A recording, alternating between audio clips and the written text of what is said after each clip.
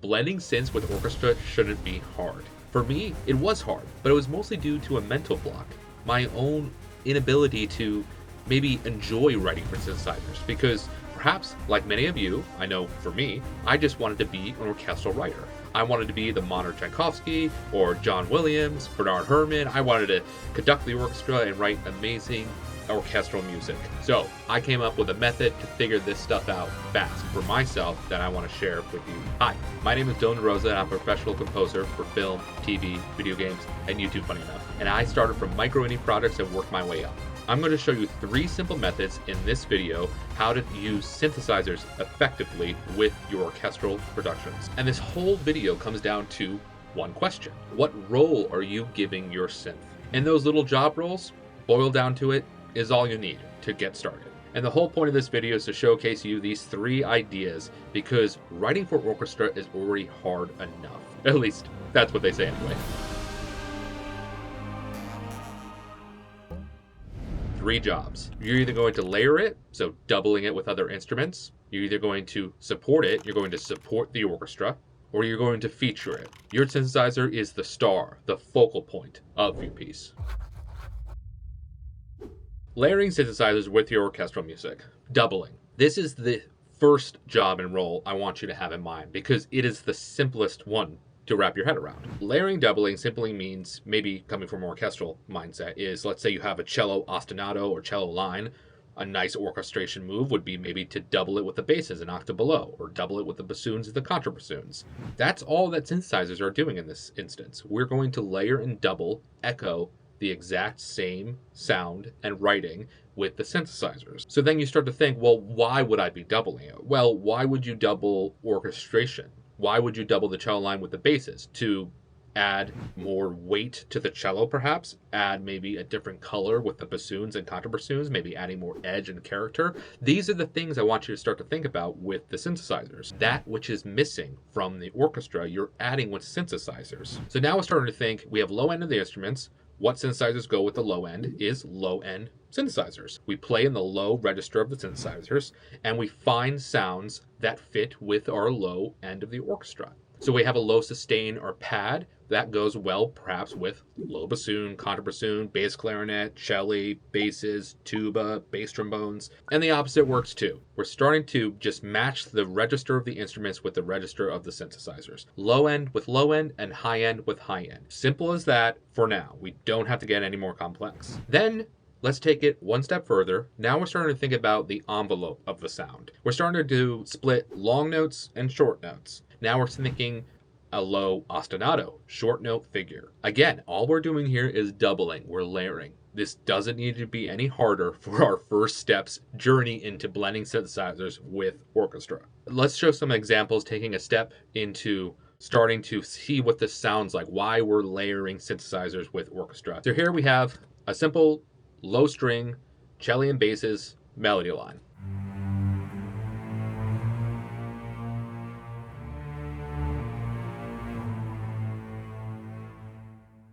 Brilliant. Academy Award-winning melody right there. So now, let's take a synthesizer.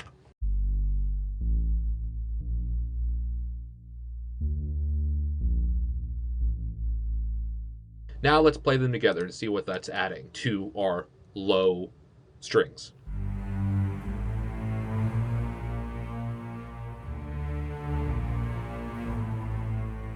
Hopefully you're starting to hear that it's just adding more foundation, more sub, more lowness to it. And that's one way to quickly start thinking about this. You write a bassoon and contrabassoon, you just eat a little bit more weight, maybe add some synthesizers. Just as you would maybe add some low strings or add some tuba. Now let's show some ostinato, some short strings to continue our point of long and shorts. Let's take a listen.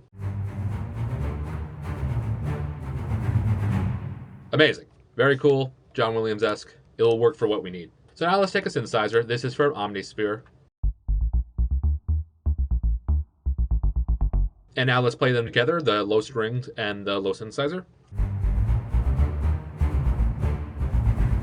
Keeping with adding more sub foundation. It's a little bit more pluckish. It has a shorter release, kind of matching the resulting sound of the strings is what we're trying to achieve here in the synth, is a same similar feeling. Because Writing for synthesizers is trying to make it sound like real instruments in a sense. In a modern production, we're always trying to give life, dynamics, and breath to the synthesizers. So keep that in mind when you're writing for synthesizers, is trying to make them perform, make them sound like what their counterpart is doing. So if we're echoing the low strings, I'm trying to make it sound like they are low strings playing. I want to touch on that because this is the most important part, is using MIDI control changes, MIDI CC, to help shape the tone of the synthesizers to better match the sounds of the orchestra. This is where you start to add shape and character to your synthesizer sound so they don't sound static. And what makes your synthesizers blend with the orchestra is because they don't sound static. You're giving them shape to their timbre, you're giving them life. The synthesizer should be as organic as the orchestra, and that's what makes solid professional production with synthesizers, is because you're making them feel organic. And a simple way to think about it is low strings. Are they growing in dynamics? A crescendo here, a decrescendo there? Then that's exactly what you should do with the synthesizers. You are still in this first step, you are layering and doubling. So you are echoing what the low strings are already doing here. And you would think about this taking with their timbre and their character change. When you start to ride the MIDI CC1, the mod wheel with strings, it gets louder but also changes the timbre. Well, this is what you want to start to do with the synthesizers. So maybe you'll ride the MIDI CCs available in the synthesizers. Let's say MIDI CC1 mod wheel. Sometimes on synthesizers it will affect the filter. Let's just stick with filters for the time being, and the sound will be less muted and open up and get more edgier and brighter. So let's show an example of utilizing MIDI control change 1 mod wheel to help shape the timbre and the sound of our synthesizer. And we can see here, we are riding the CC1 and coming down. We're crescendoing and we're decrescendoing.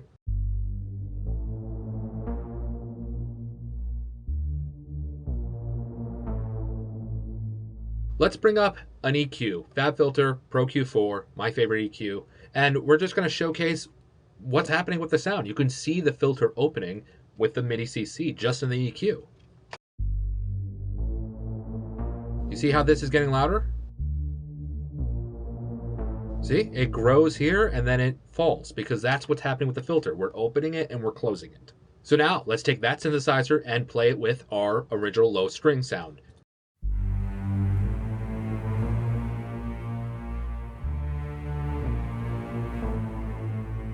Adding a little bit more character. You can hear in the beginning, the strings are pretty much the focal point, but all of a sudden, as the filter grows with the synthesizer, you're starting to hear that character poke out a little bit more, adding a little bit more color and interest. We had our long notes, we're talking about short notes. What type of low synthesizer should we go to? Well, there are many different kinds, but we can start to think about, well, is it kind of like a low pizzicato sound? We're getting a more pluckish sound.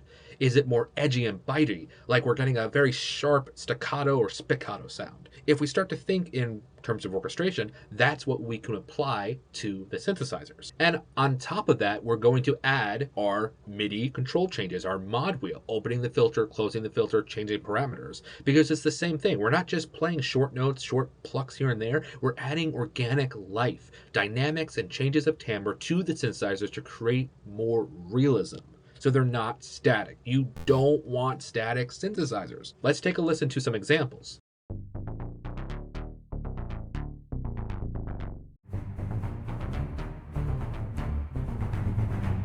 So another good use of synthesizers is a term you probably heard is pads, synthesizer pads.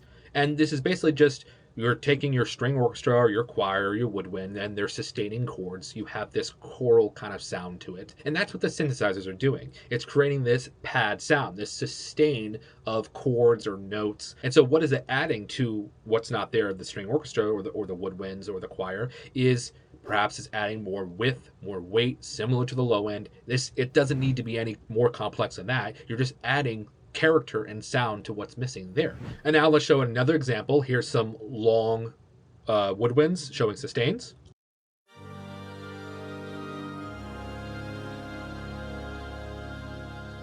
Here are the synthesizers alone.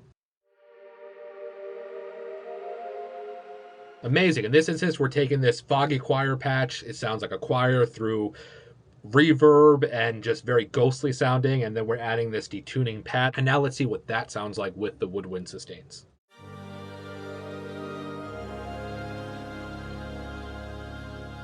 It's all up to you and what sound and style you're going for. There's no special tips of what works better with woodwinds to brass to choir. It all depends on your intent and what it works for you and your music. So let's take the synthesizer that we just heard and let's mess with the pitch variance. Here you can see in the MIDI editor, we're slightly varying in and out the pitch, just slightly, and this is what it sounds like.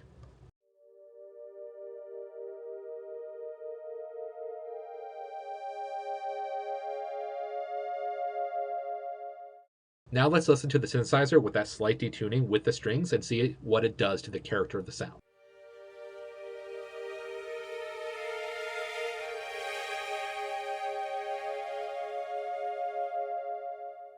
It depends what you want, what you're trying to achieve, but this is a tried and true method of messing with the pitch variance because that's what synthesizers do well. It adds character. It's slightly moving out, but slightly moving back in, and you get to control that to really shape the push and the pull of your composition.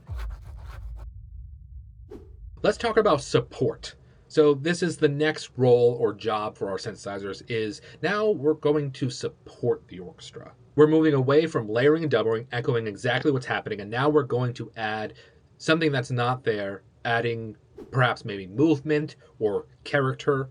And what comes to mind for me, and maybe this will work for you, is video game music does this a lot of the times. My favorite series, the Final Fantasy series, they're amazing with synthesizers and the orchestra. They do this all the time. You've heard this term before, is arpeggios. Synth arpeggios, sequences, adding some loops and forward momentum. That is a great way to start. Let's show an example of this string ostinato.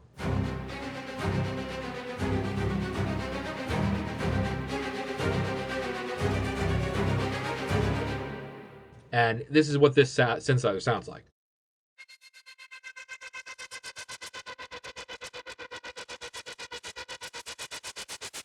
Adding distortion, character, its filter sweeping across the range, and adding some character interest. And now, what does that sound like together?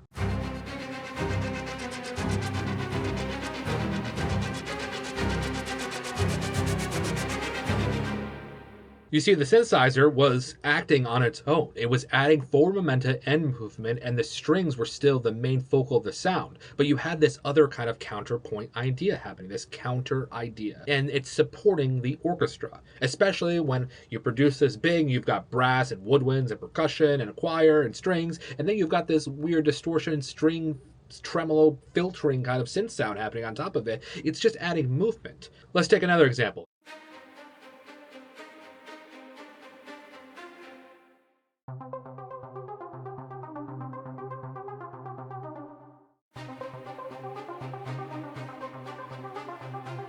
Sounds great. They work together and they're in the same key. There are two ideas happening at once, but they're complementing each other. But what if you wanted to, you found this synthesizer patch, this sequence, and too much was happening. Let's take the synthesizer patch, let's reduce it. We go in and we start reducing the notes using the synthesizer here, just removing certain notes that I thought were maybe too much or too less. And we reduce it to this.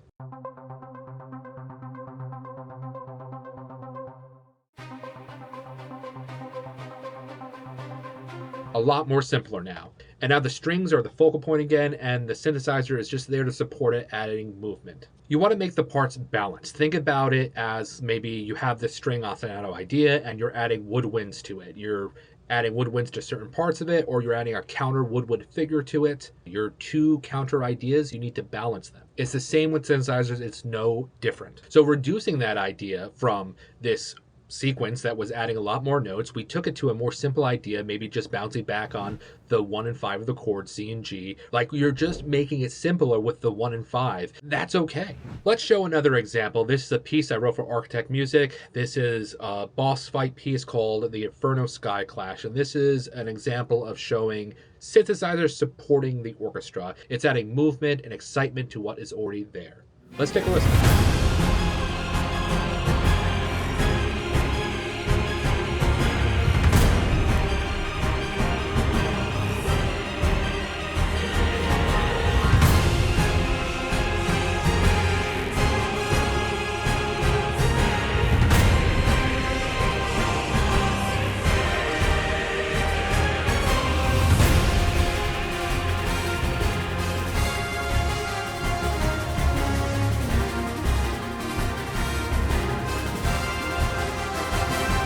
take a moment now and listen to only the synths and see what they were doing.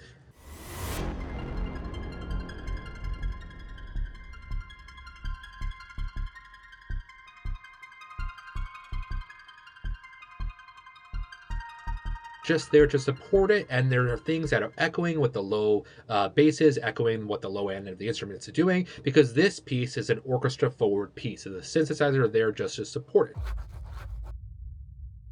We've had step one, the synthesizers are layering and echoing and doubling exactly what's happening. We had step two, the synthesizers are supporting. They might have counter ideas and they're helping push the orchestra ideas forward. Or we have our step three now, where our synthesizers are going to feature, they're going to spotlight, they're going to be the star. And this, to me, is the hardest part for perhaps an orchestral writer, is letting the synthesizer shine, because you're probably going to be the most unfamiliar with it. It's going to feel the most discomfort. And it's not just spotlighting. You don't have to have only synthesizers. You can also have synthesizers and the orchestra support it. Now you're just flip-flopping from step two, where the synthesizers were supporting the orchestra. And a simple way to go about this is think about writing a solo for your orchestral piece. Let's say you had a guitar solo or you have a vocal and the orchestra is supporting that. It's no different. The synthesizer here is going to be your focal point. And this is where the fun of modern production starts, is now you have layering, supporting, and now your synthesizers are going to take the front stage. And a core lesson I want to impose on you guys is a common composition technique, call and response, question and answer. And that's what we're going to do with synthesizers, is we're going to have an orchestral idea and then we're going to swap the synthesizers as the response. Let's jump into this example, which was extracted from a moment when I worked with the music team on FBI's Most Wanted. Let's take a listen.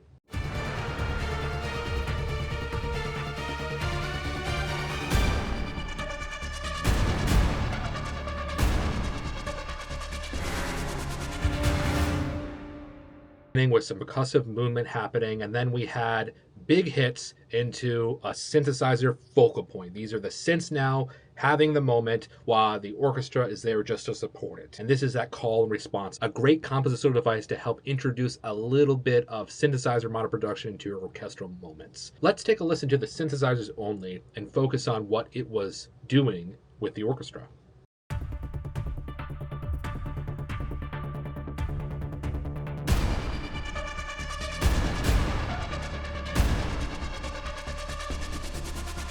Let me mute the synthesizers now.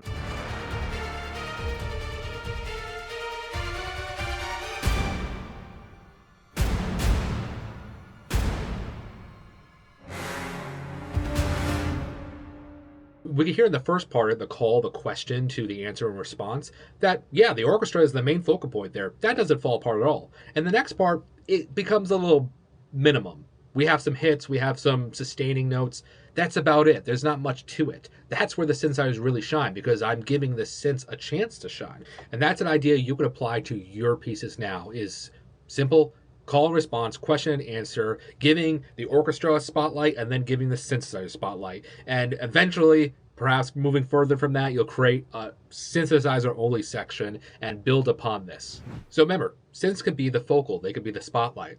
So we can layer with a melody. So let's take our horn line. Here's our melody. We can layer it with synthesizers. Here's a standard classic Zebra Hans Zimmer patch, the virus horns. I'm just throwing a little bit of panning and then decapitator on it. Let's play that together with the horns. Adding just a little bit more weight, thickness to it. You maybe felt a little bit of that panning shift with it, a little bit more color. Let's try an alteration of a synthesizer lead with the horns. Here is this Zebra HC patch called Apex.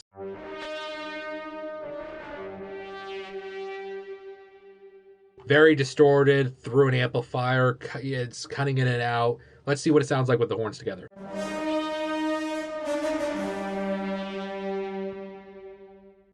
Let's show another example. This is a classic instrument we used all over FBI's Most Wanted. This is called this Zebra HC patch called Papagal. It is a great fat synth lead sound, and you can layer in with your horns or you can use it on its own.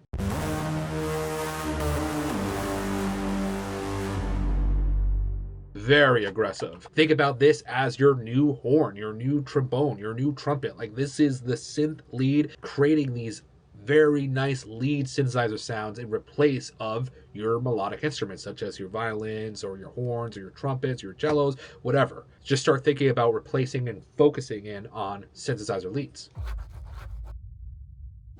So I don't want to leave you hanging if you don't have any synthesizers. And again, we take this practice of use what you have. So let's take this horn line, let us bounce it to audio, and let's just throw it through some decapitator distortion and just make a new sound of it. And that could be our lead. And we don't need to use the horn anymore, or we could layer the horn with it. So here we have our horn sound bounced to audio. Let's throw it into decapitator. We'll put the Punisher mode on. This is something you saw exactly in the sound design tips video. Let's decrease the output a little bit. Let's really increase the drive. Really adding in that distortion, almost like an electric guitar lead. That's what we're going for. And this could be our sound. We don't have to do any more than this. We could then take a step further, add some little altar boy. Now it sounds like we're just playing octaves. We can do whatever we want. We could add ROM to it at 100%.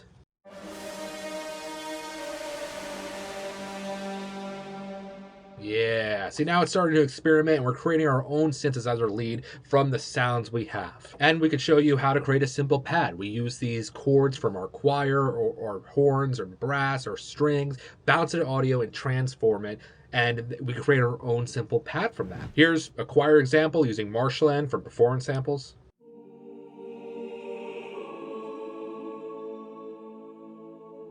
We can print it to audio. We can filter it, adding some movement with our XLO. These are simple tips that I showcase in the sound design video. If you want to learn more, please go check that out. We add some reverb, ROM here, adding some brightness, and we push it 100%, and we transform the sound of the choir. And this is what it sounds like.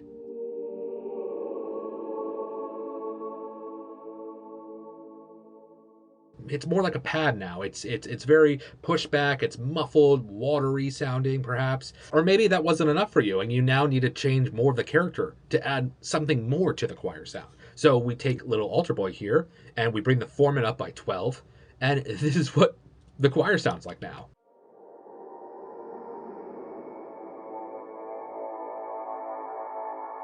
Very interesting. So now we really change it and morphing this sound, and that's the beauty of sound designing. And we can layer this weird sound that we've created with the real orchestra and start creating some texture, some width, some foundation, some weight.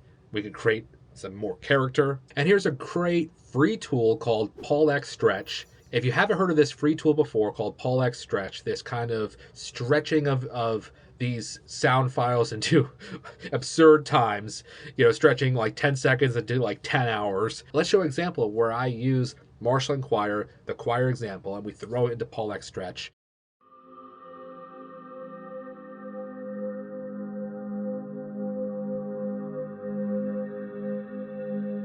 And our last bonus tip, if you stuck around this long, I wanted to showcase how you can create your own kind of string tremolo distortion that you heard in the examples that we showcase in this video. It just creates such a crazy cool filter sweep full momentum color.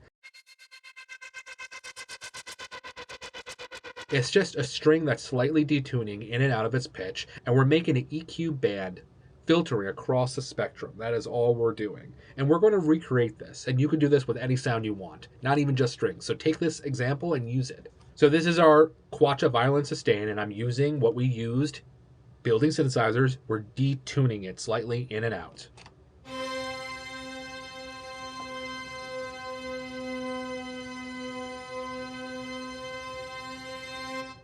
And that's what we're creating. So now let's start messing with the plugins. So first we add some black hole, some reverb and space.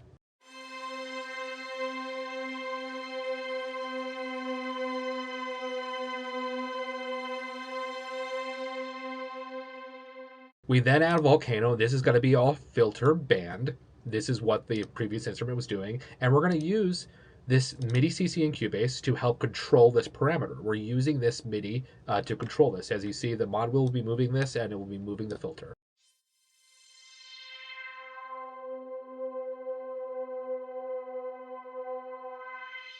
So then we take it a step further, just exactly like the other example was doing, is we throw into Saturn, we add some distortion.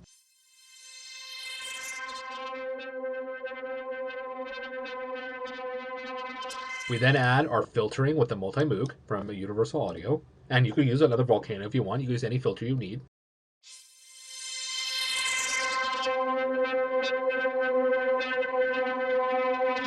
Then we add some movement using the tremolator to add that kind of pulsating rhythmic sound to it.